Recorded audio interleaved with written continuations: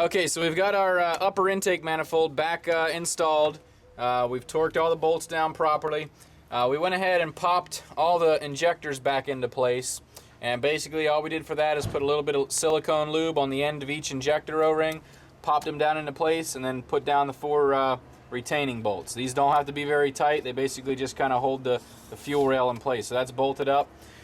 We also we hooked back in this this vacuum distribution valve here. Basically it just sends vacuum out everywhere, and that just basically twists and untwists. It's just twist it to get it on and off, and twist it to put it back in. There's also a Pcv valve located right here, which will show you that.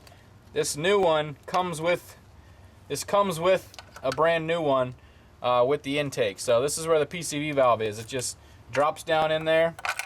It's got a spring to hold it down, and then it's got this top cap that, if you look at it closely, it just fits down in here, and it's just a twist lock. It's real simple. You twist it, you can see the little tabs are lined up, and that's it for that.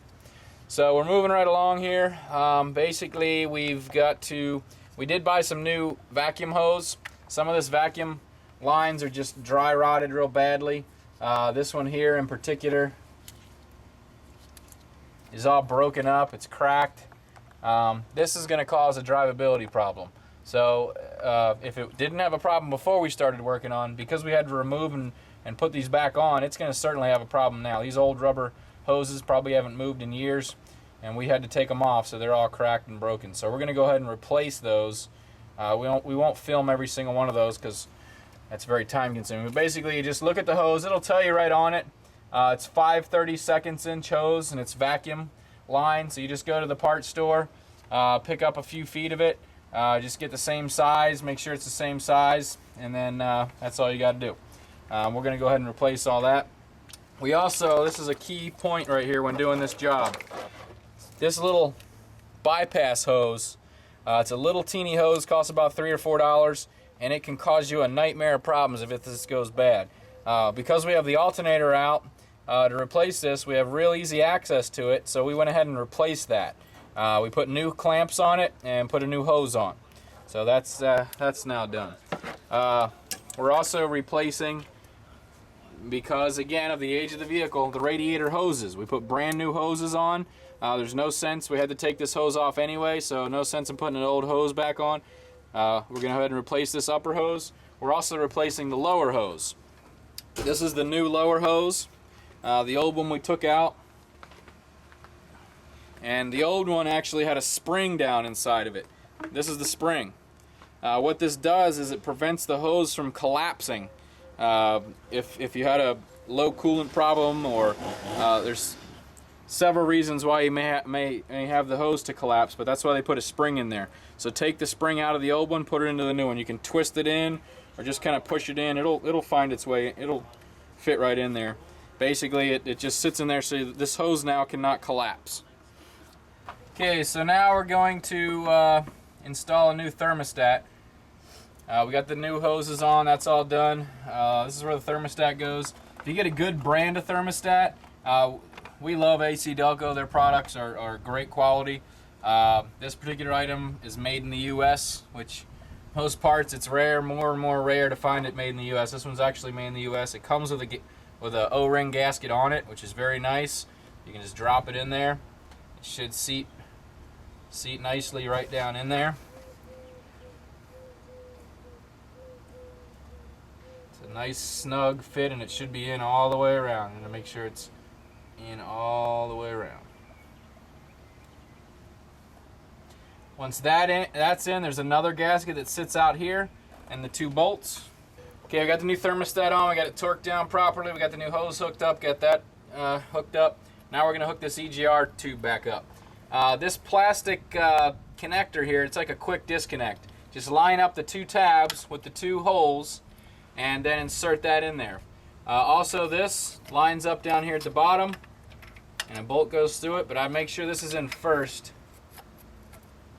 They both this is a metal hose, and you don't want to force it too much, you can break it. So it should, if you wiggle it around a little bit till it's fitting there, and then you can turn this big plastic nut to lock the top in. You can see if it's in all the way because you'll see the little tab turn down, and then it's in. Once it's in, make sure this is still lined up. You should not have to force this. If you force it and crack that, you're going to have to replace it or the car won't run. And we got our EGR tube hooked back up. Once I'm done, I make sure I turn this as far as it'll go, which is right there. There's about 3 or 4 clicks you'll hear, and when it bottoms out, then it's in all the way. So that's hooked back up. Now we can, let's see, now we can hook our alternator back up. Okay, we're basically going to put our alternator back into place. It's easy to see which way it went. There's a fat side and a skinny side, so it's real easy to line up. Obviously the fat side goes over here, skinny side goes over here. If you don't remember exactly how this wiring went, you want to look back at either a picture that you took, because it needs to be in the same place, or you're going to have a problem later when you try and hook everything up. So I know those 2 wires were behind the alternator, so we're going to go ahead and hook this back up. So we just kind of drop it into place. Make sure you don't crush the wiring. We have the long bolt goes here. We have this other long bolt that hooks to this bracket. And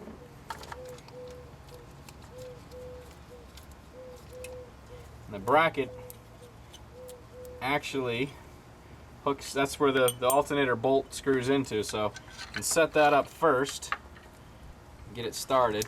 Make sure it's under the wires. Set that up first, and then you can attach the bracket.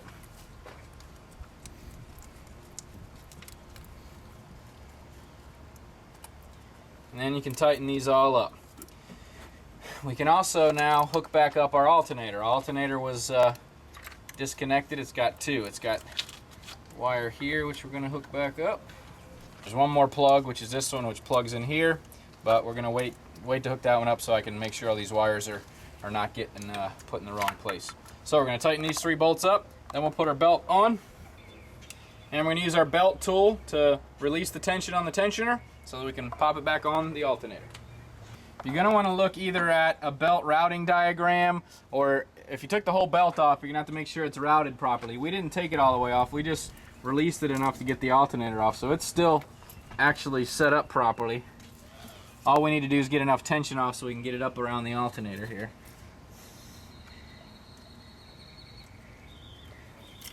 Make sure it's in all the other pulleys properly. If it is,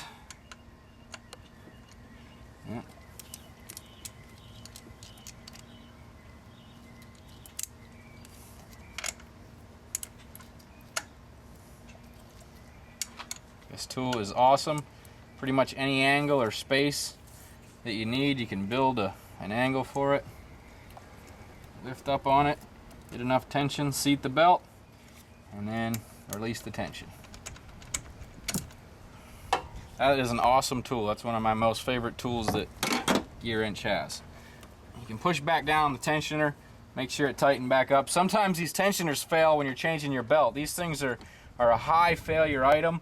Look at them real close, make sure if they're not perfectly lined up with the other pulleys, if they're cocked off to the side or look like they're not lined up properly, you probably are going to want to replace that when you're doing the belt. This one looked good. It has a lot of tension on it still. We can also see where the spring inside of it, there's a little gap there, and a lot of times you can see that gap is twisted, and it's the same all the way through. So that one should be okay. We'll check it after it's running, make sure it keeps the proper tension on there. And now we'll move on to hooking all the electronics up here.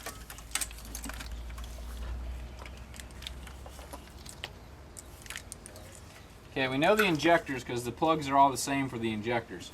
One tip to get these injectors on, remember how we got them off? We pushed on this little clip. These should snap right back on, and you'll hear them snap just like that, and pull them back and they shouldn't come off. You want to make sure you give a good tug on them, make sure they're snapped in, because if it comes off once the vehicle's running, you'll lose a cylinder. And they're all on there. Also, there's a little wire loom holder here. We never took it off, it's in the same position.